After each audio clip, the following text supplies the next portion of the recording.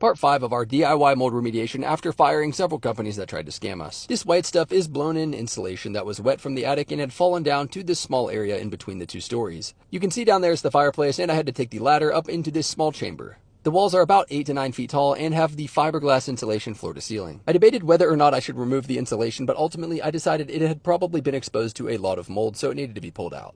I grabbed some trash bags, and I was glad I did because it looked pretty bad on the other side, and it was obviously exposed to water. But as I mentioned in the last video, a serious curveball to our plans was about to happen. I was bagging the insulation piece by piece and felt like I was making really good progress. I was excited because it was almost time to start HEPA-vacking and cleaning up. As I was tying this trash bag, a drop of water hit me in the back of the head, and I actually was recording while it happened. Notice my body language changes, and I almost completely froze because of what happened. I realized the tarps that I had set up to keep the mold from going into the attic actually were catching water that was still coming down from the chimney. We had gotten rain a couple days before, and I thought the leak problem was long gone. This was when I realized the mold was not our only problem. The leak was still there, and I can't put anything back until that's fixed. This was going to change our plans drastically, and you can see here in the video there was just pools of water at several different points in the tarp. This is the small drip that hit me in the back of the head and changed our plans drastically. As I always do, I was posting story highlights to our Instagram as it was happening, and here's what I had to say.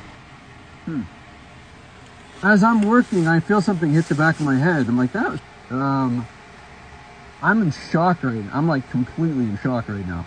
This was a complete nightmare situation avoided. The situation had now been assessed, and I knew it was best to just go ahead and drain the water that was up there now to prevent it from pooling more and eventually falling through. I drained each of the pools into a trash bag and then went ahead and finished removing all of the insulation. We are not going to let another problem stop us from accomplishing our goal, which is having a safe house and a beautiful house. It's a little bit more work and some stress, but that's life. We're going to keep on going.